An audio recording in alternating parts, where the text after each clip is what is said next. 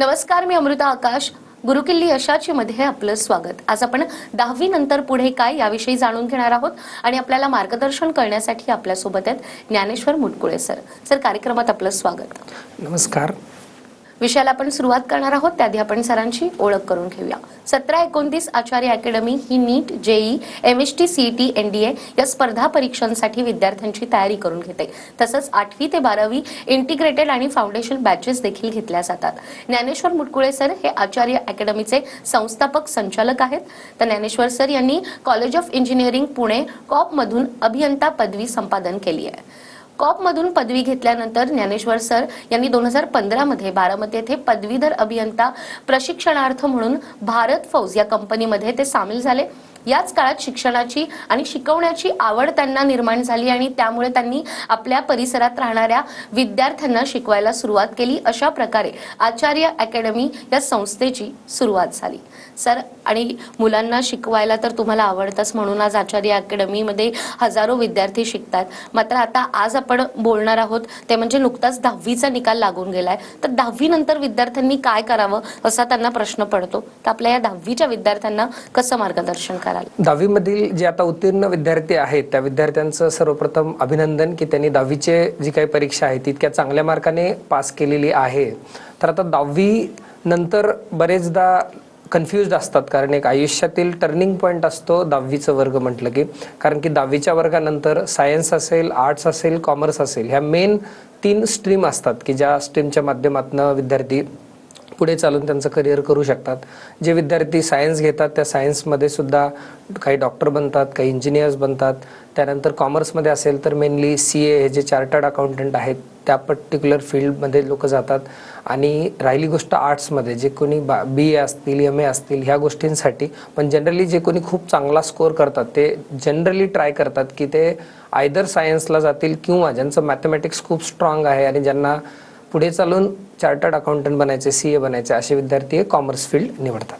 अगदीच. मात्र जसं तुम्ही आता सांगितलं की नेमका विद्यार्थी काय निवडतो, तर 10वी झाल्यानंतर करिअर कसं निवडायचं या बाबतीतही विद्यार्थ्यांना खूप कन्फ्युजन असतं. तर हे करिअर निवडीचे जे मार्ग आहेत याबद्दल काय सांगाल? सर्वप्रथम तर एक गोष्ट आहे की करिअर म्हणजे काय हे समजणं फार गरजेचं आहे. बऱ्याचदा असं झालेलं आहे की करिअर म्हणजे पैसे मिळवण्याचं साधन याकडेच लोक त्या पद्धतीने बघतात आणि तिथे एक मेन गफलत होते. कारण की करिअर म्हणजे ही अशी गोष्ट नाहीच आहे की ज्यातनं फक्त पैसा मिळतो. कारण एखादी गोष्ट आपल्याला ते काम करत असताना आपल्याला आवड आहे का आणि त्याचबरोबर त्याच्यातनं काही आपल्याला उदरनिर्वाहाचं साधन म्हणून पैसे मिळतात का. तर करिअर निवडताना मेनली एक 4 स्टेप्स फॉलो केल्या जातात सायंटिफिकली. की पहिली पद्धत, तर त्यासाठी करिअर निवडीचं सांगण्यापूर्वी मी एक उदाहरण सांगतो तुम्हाला घरामधील, म्हणजे जेणेकरून आपले जे काही लोक विद्यार्थी बघत असतील त्यांच्यासाठी. घरामध्ये जर एखादे पाहुणे आले आणि ते पाहुणे अत्यंत आपल्या जवळचे असतील तर आपण त्यांना विचारतो की बाबा तुम्हाला जेवायला काय करायला पाहिजे.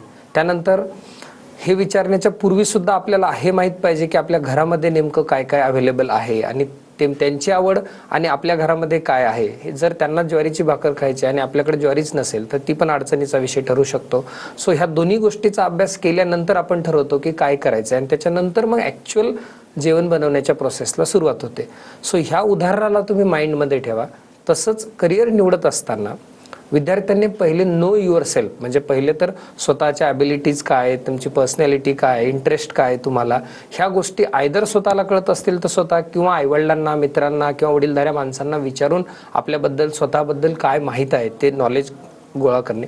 त्यानंतर मार्केट सर्वे करून नेमकं अवेलेबल कुठले कुठले करिअर आहेत आणि त्या करिअरसाठी काय काय लागतं त्यामध्ये त्याच्यात इन्फॉर्मेशन गोळा करणे. मग ते TVच्या माध्यमातून असो, मोबाईलच्या माध्यमातून असो, करिअर काउन्सिलरला भेटून असो किंवा त्या क्षेत्रामध्ये अत्यंत उच्च पदी गेलेल्या अशा काही लोकांशी बोलून ती इन्फॉर्मेशन गोळा करणं. ह्या 2 स्टेप पूर्ण झाल्याच्या नंतर तिसरी स्टेप येते की आता आपल्याला डिसाईड करायचं आहे किंवा फिक्स करायचं आहे, आयडेंटिफाय करायचं की नेमकं आपल्याकडे असणारे कौशल्य, पर्टिक्युलर विविध असणारे करिअर आणि त्यांचे कौशल्य ह्या दोघांमध्ये कुठे साम्यता आहे आणि या दोन्हींचं एक समन्वय साधून आपण एक गोष्ट निवडणं. आणि चौथी स्टेप येते की जी गोष्ट आपण ठरवले त्या गोष्टीसाठी अहोरात्र काम करणे, कष्ट करणे आणि त्या गोष्टीला पुढे ॲक्शन प्लॅनमध्ये एक्झिक्यूट करणे. सो करिअर निवडत असताना ह्या 4 स्टेप फार महत्त्वाच्या असतात. मी इन शॉर्ट रिपीट पण करतो. नो युअर सेल्फ, म्हणजे तुम्ही स्वतःबद्दल माहिती गोळा करा. दुसरं, मार्केट सर्वे करा की काय काय आहे. त्यानंतर दोघांमध्ये काय मॅचिंग पॉईंट्स आहेत ते बघा. आणि 4th स्टेप, जी गोष्ट तुम्ही ठरवले त्या गोष्टीसाठी तुम्ही एक्झिक्युशन करा किंवा ॲक्शन प्लॅनमध्ये त्याचं कन्व्हर्जन करा.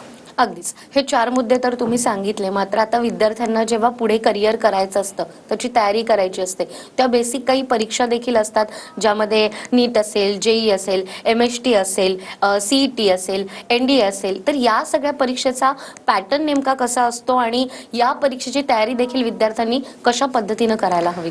सो सर्वप्रथम हे समजून घेणं गरजेचं आहे की 10वी नंतर तुम्ही ज्यावेळेस सायन्स ही स्ट्रीम निवडतात, त्या सायन्समध्ये मेनली 2 ग्रुप पडतात की एक तर मॅथमॅटिक्स ग्रुप आणि दुसरा बायोलॉजी किंवा जनरल सायन्स पण असतं, ज्यामध्ये विद्यार्थी बायो पण घेतात आणि मॅथ्स पण घेतात. सो इंजिनिअरिंग साईडकडे जर एखादा विद्यार्थी जाणार असेल, त्याचा कल असेल, तर इंजिनिअरिंगसाठी 2 प्रकारच्या परीक्षा असतात. एक तर JEE नावाची, ज्याला जॉईंट एंट्रन्स एक्झामिनेशन म्हणतो आपण, जे की देश पातळीवरील NITs असतील किंवा IIT साठीची एक पायरी म्हणून, कारण की JEE मेन्स आणि त्याच्यानंतर JEE ॲडव्हान्स. सो JEE आणि MST CET ह्या 2 परीक्षा जी इंजिनिअरिंगसाठी असतात. त्याच्यात देश पातळीवरील IIT साठी जाण्यासाठी JEE मेन्स क्वालिफाय होऊन तुम्हाला ॲडव्हान्स द्यावी लागते. त्यानंतर तुम्हाला IITs आणि NITs मध्ये ॲडमिशन मिळतात आणि MST CETच्या द्वारे तुम्हाला महाराष्ट्र राज्यामध्ये ॲडमिशन वेगवेगळ्या गव्हर्नमेंट प्रायव्हेट कॉलेजमध्ये मिळतात. तर मी एक शॉर्टमध्ये तुम्हाला किती जागा असतात JEE बद्दलच्या त्यात सांगू इच्छितो. IITsला जनरली टोटल 23 IIT कॉलेज आहेत आणि 17,000 समथिंग जागा आहेत. त्यानंतर NITsला जवळपास 23,000 पर्यंत जागा आहेत. त्यानंतर बाकी जे काही कुठले IITs आहेत, इन्फॉर्मेशन टेक्नॉलॉजी, सो तिथे सुद्धा काही 7,000च्या आसपास जागा आहेत. सो अशा देश पातळीवरील चांगल्या जागा ज्या आहेत त्या एवढ्या आहेत. त्याचबरोबर आपल्या महाराष्ट्राबद्दल बोलायचं झालं तर MST CETच्या द्वारे सुद्धा जागा भरल्या जातात आणि त्यामध्ये गव्हर्नमेंट कॉलेजेस असतील, मग त्याच्यात काही ॲटोनॉमस कॉलेजेस आहेत, काही प्रायव्हेट कॉलेजेस आहेत. सो चांगले जे काही ॲटोनॉमस कॉलेज आहेत त्यांचा कट ऑफ सुद्धा हाय असतो, त्यामुळे त्यासाठीची प्रिपरेशन तुम्ही चांगलं केलं पाहिजे. हे झालं CET बद्दल आणि अगोदरचं झालं JEE बद्दल. आता मेडिकलसाठी नीट नावाची परीक्षा असते, जी की आता सध्या फार चर्चेत आहे. आणि त्याचबरोबर NDA, म्हणजे जे लष्करी भागामध्ये अधिकारी म्हणून जाण्यासाठी NDA ऑफिसर्स, सो त्यांच्यासाठी एक NDA नावाची परीक्षा असते. तर त्यामध्ये परीक्षेचा पॅटर्न जर समजून घ्यायचा झाला तर JEE ही 300 मार्काची परीक्षा असते, ज्यामध्ये फिजिक्स, केमिस्ट्री आणि मॅथ्स हे 100 मार्काचं असतं, म्हणजेच इक्वल वेटेज 2-3 सब्जेक्ट्स असतं. त्यानंतर MST CET असेल तर ती 200 मार्काची असते, ज्यामध्ये मॅथमॅटिक्स 100 मार्काचं असतं, फिजिक्स 50 मार्काचं असतं आणि केमिस्ट्री 50 मार्काचं असतं. नीट असेल तर 720 मार्काची आहे, ज्यामध्ये बायोलॉजी हा 50% वेटेज आहे, 360 मार्क्स आहेत. त्यानंतर केमिस्ट्री आणि फिजिक्स या दोघांना मिळून 50% वेटेज आहे. तर 180 मार्क्स हे फिजिक्सला, 180 मार्क्स हे केमिस्ट्रीला आहेत. आणि NDA याच्यामध्ये सुद्धा 2 लेवल असतात. NDA क्वालिफाय, रिटर्न क्वालिफाय करणे, त्यानंतर एक SSBचा इंटरव्ह्यू असतो, जो 5 दिवसाचा इंटरव्ह्यू आहे. त्यामध्ये JEE आणि नीटची जी मार्किंग स्कीम आहे त्यामध्ये 1 बरोबर आला तर तुम्हाला 4 मार्क मिळतात, जर 1 चुकला तर तुमचा 1 मार्क मायनस होतो आणि नॉट अटेम्प्टेड असेल तर मग काहीच नाही. असं झाला हा JEE आणि नीटचा पॅटर्न. आणि MST CETमध्ये निगेटिव्ह मार्क्स सिस्टीम नसते आणि NDAची मोठी परीक्षा असते, थोडी जास्त मार्काची असते, त्यामुळे त्यासाठी तुम्हाला 1-2 जनरल ॲप्टिट्यूड पण गॅट नावाचा पेपर असतो आणि मॅथमॅटिक्ससुद्धा असतो. सो हे 2-3 पेपर मिळून एक NDAचा पेपर 1 तयार होतो आणि पेपर 1 क्वालिफाय झाल्याच्या नंतर आपल्याला त्यामध्ये SSBच्या इंटरव्ह्यूचा कॉल येतो. सो असे या 4ही परीक्षेबद्दल थोडी माहिती मी तुम्हाला दिलेली आहे. आणि डिटेल मला वाटतं आपलेच TV9चाच ऑलरेडी NDAसाठीचा एक सेपरेट सुमित सरांचा व्हिडिओ झालेला आहे. सर विद्यार्थ्यांना NDAबद्दल डिटेल हवं आहे त्यांनी तो व्हिडिओ बघू शकतो. तर या 4 परीक्षांबद्दल तुम्ही सांगितलं, मात्र एकंदरीतच विद्यार्थ्यांचा रिझल्ट वाढण्यासाठी नेमकं तुम्ही काय करता?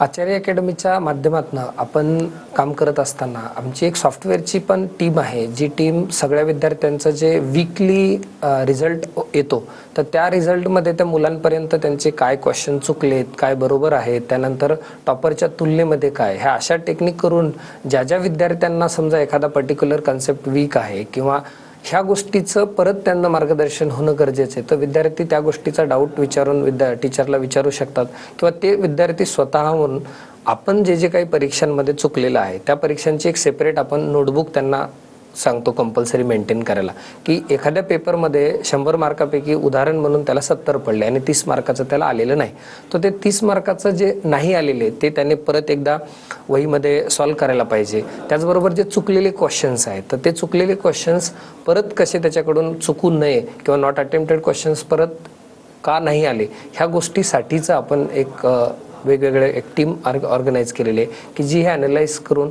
त्या विद्यार्थ्यांपर्यंत ती गोष्ट पोहोचती करण्यासाठीची परीक्षागृह नावाचं एक सॉफ्टवेअर आहे. त्यामध्ये आपण आणखीन एक अपग्रेडेशन करतोय की एक परफॉर्मन्स इम्प्रूव्हमेंट सिस्टीम आपण चालू करतोय काहीच दिवसामध्ये, की ज्यामध्ये एखाद्या विद्यार्थ्या एक फॉर एक्झाम्पल एक वर्ग आहे, त्या वर्गामध्ये 100 विद्यार्थी आहेत, तर त्या 100 विद्यार्थ्यांमध्ये 5 असे क्वेश्चन आहेत की त्या वर्गातल्या कुणालाच आलेले नाहीत, तर नेमके ते 5 क्वेश्चन त्या शिक्षकांना पर्टिक्युलरली जाऊन देणे की नेमकं बाबा 5ही क्वेश्चन नाही आले म्हणजे याचा अर्थ टीचरमध्येच काही प्रॉब्लेम असू शकतो कारण ती त्यांनी एक गोष्ट डिलिव्हर केलेली नाही. तर ह्या गोष्टीसाठीच आपण प्रयत्न चालू असतो की इंडिव्हिज्युअल अटेन्शन कसं मिळेल विद्यार्थ्यांना आणि त्यांच्यापर्यंत पालकांपर्यंत पण ती गोष्ट कशी पोहोचवता येईल, म्हणजे जेणेकरून पालक विद्यार्थी आणि शिक्षक हे तिन्ही मिळून चांगल्या दृष्टिकोनातनं काम करतील. अशा पद्धतीनं आपण 1:25 हा रेशो मेंटेन करून एका मेंटरच्या अंडर 25 विद्यार्थी अशा प्रकारचं केलं तर ते त्याच्यावर लक्ष ठेवून रिझल्ट वाढीसाठी काम करतात. अगदीच. तर रिझल्ट वाढीसाठी नेमकं काय करायला हवं ते तर तुम्ही करतातच आहे, त्याबद्दल तुम्ही सांगितलं. मात्र सध्या नीट या परीक्षेविषयी भरपूर चर्चा होते आणि विद्यार्थ्यांमध्ये देखील खूप गोंधळाचं वातावरण आहे. तर हा जो स्कॅम झालाय, ज्या स्कॅम बद्दल बोललं जात आहे, तर त्यात विद्यार्थ्यांची नेमकी मनोधरणी तुम्ही कशी करताय? नेमकं महाराष्ट्रासाठी दुर्दैवाची गोष्ट आहे कारण की महाराष्ट्रामध्ये MBBSच्या सीट्स मिळण्यासाठी जसं मागच्या वर्षीचा कट ऑफ 600+ मार्क असतील तर MBBSची सीट मिळत होती, पण यावर्षी तो आकडा 630+ जरी मिळाले तरी सुद्धा त्यांचा रँकिंगमध्ये प्रचंड डिफरन्स झाला आहे. म्हणजे मी थोडक्यात तुम्हाला सांगतो की नीटबद्दल काय गोंधळाचं वातावरण कसं झालेलं आहे. सो नीटमध्ये कधीच 718 719 हे मार्क पॉसिबलच नाही आहेत पडणं.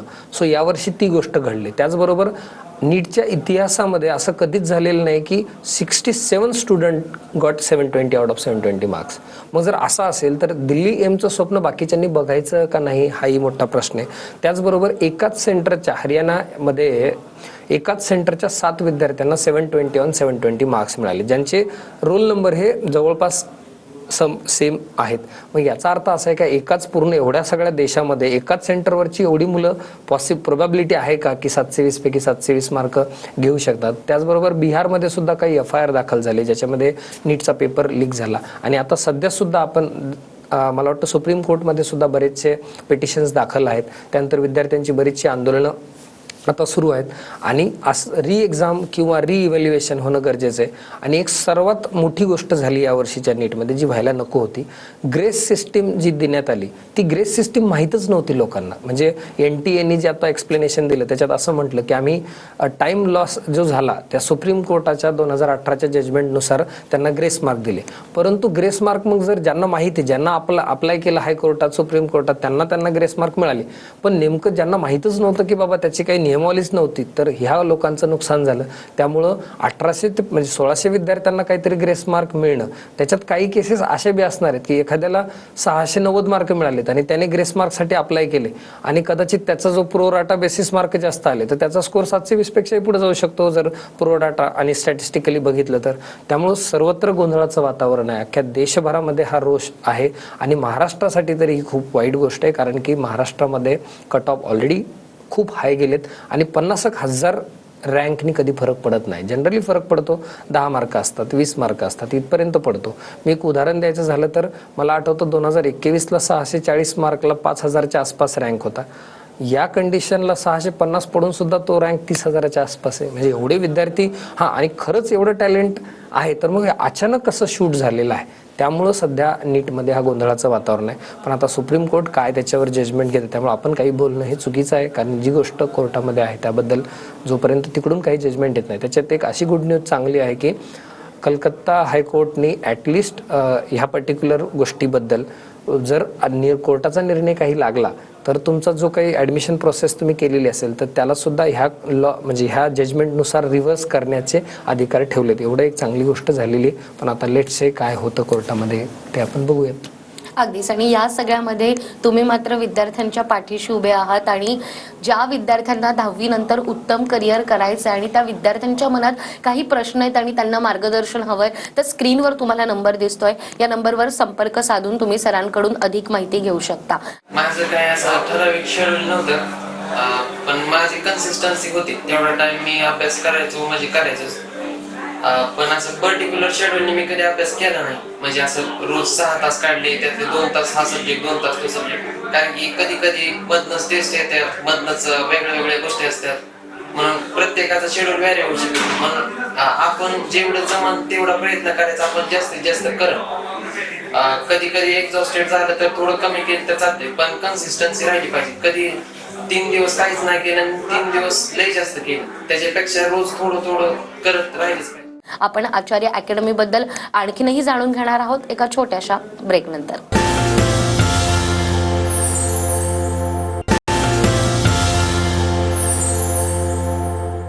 ब्रेक नंतर पुन्हा एकदा गुरुकिल्ली यशाची मध्ये आपलं स्वागत. गुरुकिल्ली यशाची मध्ये आज आपल्या सोबत आहेत ज्ञानेश्वर मुटकुळे सर. सर, ब्रेकवर जाण्यापूर्वी तुम्ही सांगितलं की आचार्य अकॅडमीमध्ये कशा पद्धतीनं विद्यार्थी येतो त्याला शिकवलं जातं. मात्र काही विद्यार्थी तुमच्याकडे असेही येत असतील की जे गरीब आहेत, त्यांना इतकी फी भरणं शक्य नाहीये, तर अशा विद्यार्थ्यांसाठी देखील आपल्याकडे काही सवलत किंवा सुविधा आहेत का? ज्या विद्यार्थ्यांची स्कॉलरशिप 8वीची स्कॉलरशिप असेल, ज्यामध्ये ते मेरिटला आलेले असतील, तर अशा विद्यार्थ्यांचा आपण इंटरव्ह्यू घेऊन असे आपण दरवर्षी 100 विद्यार्थी मोफत शिकवतो. सो जर एखादा विद्यार्थी असा असेल कोणाच्या म्हणजे जे कोणी आता आपला हा इंटरव्ह्यू बघत असतील आणि त्यांना असं वाटत असेल की एखादा विद्यार्थी प्रचंड हुशार आहे, त्याला 8वीची स्कॉलरशिप सुद्धा प्राप्त झालेली आहे जी की शासन कंडक्ट करतं, आणि त्याला जर 11वी-12वीला शिकायचं असेल तर आचार्य अकॅडमीमध्ये आपण एक 50 जागा डॉक्टरसाठी आणि 50 जागा नीटसाठी इंजिनिअरिंगसाठी म्हणजे अशा दोन्ही 50-50 जागा आपण मोफतसाठी राखीव ठेवलेल्या आहेत. फक्त त्यामध्ये क्रायटेरिया हा आहे की त्या विद्यार्थ्याचा 8वीमध्ये स्कॉलरशिपमध्ये जे रँक होल्डर आहेत त्यांनी ते अप्लाय करायचं आणि त्याचा एक इंटरव्ह्यू घेतो आपण आणि त्यानुसार त्या जे 50 टॉप 50 आहेत त्यांना आपण मोफत शिकवतो. कारण की जर आपल्याकडे 100 मुलं शिकत असतील तर त्यातली 10 मुलं मोफत शिकावीत, हे एक माफक मला असं वाटतं की आपण समाजाप्रती काहीतरी देणं लागतो. आणि उद्या चालून आचार्य अकॅडमीचा जो वारसा आहे तो पुढं कंटिन्यू चालवण्यासाठी हीच माझी जी कोणी जी 100 विद्यार्थी दरवर्षी शिकलेले असतील, ज्यांचा काहीतरी आपला त्यांच्या आयुष्यात काहीतरी रोल आहे, हेच विद्यार्थी पुढे चालून असंच समाजकार्य आणि कंटिन्यू करून एक समाजात पॉझिटिव्हिटी कशी निर्माण करता येईल त्यासाठी ते काम करतील, असे 100 विद्यार्थी आपण दरवर्षी मदत करतो. अगदीच. 17-29 आचार्य अकॅडमी सुरू करण्यामागे नेमका तुमचा उद्देश काय होता आणि तो उद्देश आता पूर्णत्वास देखील गेलाय का? एकंदरीत मी कॉलेज लाईफमध्ये असतानाच थोडी समाजकार्याबद्दलची आवड होती. एक स्पंदन नावाचा क्लब होता, त्यामध्ये सुद्धा मी काम करायचो. सो भारत फौजमध्ये ज्यावेळेस पुण्यातनं मी बारामतीला ट्रान्सफर झाली माझी, तर तिथे मला काहीतरी शिकवताना जे काही फिजिक्स हा विषय आवडायचा, तर त्या विषयामध्ये लहान लहान लेकरांना शिकवणं ह्या गोष्टी आवडायच्या. आणि आवड ही कन्व्हर्ट झाली पुढे चालून. मला जेवढा कंपनीत पगार मिळत होता त्या प्रकारचे इकडूनही पैसे मिळायला लागले. आणि जी गोष्ट आपल्याला आवडणारी आहे आणि त्याच्यातनं आपल्याला पैसे मिळत असतील तर ॲटोमॅटिकली तुमची जी काही आवड आहे, तुमचं जे काही पॅशन आहे, तर त्या पॅशनला तुम्ही फॉलो करू शकता. आणि मला वाटतं माझी परिस्थिती, मी माझ्या गावचा पहिला इंजिनियर आहे. म्हणजे माझ्या गावामध्ये गव्हर्नमेंट CVP कॉलेजला किंवा माझा जिल्ह्यात पहिला होता. तर ही गोष्ट मिळवणं म्हणजे माझ्यासाठी एका खेडेगावातनं येऊन ही गोष्ट फार कौतुकास्पद होती. कारण त्यावेळेचे तिथले रिसोर्सेस आणि सध्याच्या आता रिसोर्सेसमध्ये बराच फरक आहे. सो मला माझं पॅशन फॉलो करता आलं. आणि मेन उद्देश हा की एखादा विद्यार्थी जर खूप शिकला तर त्याची पूर्ण कुटुंबाची जी काही परिस्थिती आहे ती बदलू शकते. सो शिक्षण ही एकमेव अशी गोष्ट आहे की ज्याच्या माध्यमातून तुमच्यापेक्षा पुढचा हा जास्त चांगला होऊ शकतो. ही ताकद शिक्षणामध्ये आहे. त्यामुळं आपल्या बिझनेससोबतच एक असे 10% विद्यार्थी गोरगरिबांचे किंवा असं एक चांगल्या क्वालिटीचं एज्युकेशन देऊन त्या 10% लोकांना कसं समाजामध्ये अपलिफ्टमेंट होईल आणि तो कसं त्याचा परिसर, त्याची गल्ली, त्याचं गाव ह्यासाठी काही करता येईल का, अशा पद्धतीचं काम करणं हा मेन आचार्य अकॅडमीचा हेतू आहे. आणि लास्टला एक गोष्ट सांगतो की कुठलीही संस्था म्हटलं तर ती काम करत असते, त्याची काहीतरी कोर फिलॉसॉफी असते. तशी आचार्य अकॅडमीची कोर फिलॉसॉफी आहे की डॉक्टर असो, इंजिनियर असो, कलेक्टर असो, लॉयर असो किंवा जगभरातलं कुठलंही प्रोफेशन असो, पॉलिटिशियन असो किंवा कुठलंही असो, ह्या सगळ्यांच्या पेक्षा एक जास्त महत्त्वाची गोष्ट आहे ती म्हणजे एखादा पर्टिक्युलर विद्यार्थी हा पुढचा नागरिक आहे. ती पिढी ही अख्खा देश पुढं चालवणार आहे, अख्खं पूर्ण वर्ल्डला पुढं चालवणार आहे. तर तो एक चांगला माणूस असणं गरजेचं आहे. त्यामुळे आचार्य अकॅडमीमध्ये ॲडमिशन घेतलेल्या प्रत्येक विद्यार्थ्याला मी इंडिव्हिज्युअली ही गोष्ट सांगायचा प्रयत्न करतो की अरे बाबा, तो डॉक्टर इंजिनियर नाही झाला तरी चालेल, पण तो एक चांगला माणूस घडला पाहिजे. कारण शेवटी इंजिनियर असेल तरी त्याला माणसातच काम करायचं, डॉक्टर असेल तरी त्याला माणसातच काम करायचं आहे. आणि ही माणुसकीच संपली तर मग या शिक्षणाचा काही अर्थ होणार नाही. त्यामुळं माणुसकी टिकवणं, विद्यार्थी चांगला माणूस घडला पाहिजेत, ही कोर आचार्य अकॅडमीची फिलॉसॉफी आहे. अगदीच. आणि खरं तर हीच फिलॉसॉफी घेऊन तुम्ही पुढे गेलात, म्हणूनच इतके विद्यार्थी आचार्य अकॅडमी सोबत जोडले गेलेले आहेत. आणि ज्या विद्यार्थ्यांना उत्तमरित्या आपलं करिअर करायचं आहे, मात्र आता कोणत्या फील्डमध्ये जावं किंवा नीटची परीक्षा असेल, NDA असेल, CET असेल, याबद्दल जर तुमच्या मनात गोंधळ असेल तर स्क्रीनवर तुम्हाला नंबर दिसतोय, वेबसाईट दिसते, यावर संपर्क साधून तुमच्या करिअरची दिशा तुम्ही सरांशी बोलून ठरवू शकता. सर, आज तुम्ही ते आलात आणि आपल्या विद्यार्थ्यांना इतकं महत्त्वाचं मार्गदर्शन दिलं, करिअरसाठी त्यांना गायडन्स दिला. तुमचे खूप खूप आभार. धन्यवाद. याचबरोबर गुरुकिल्ली यशाची या कार्यक्रमात वेळ झाली आहे इथेच थांबण्याची. पुन्हा भेटूया अशाच एका नव्या विषयासह. तोपर्यंत नमस्कार.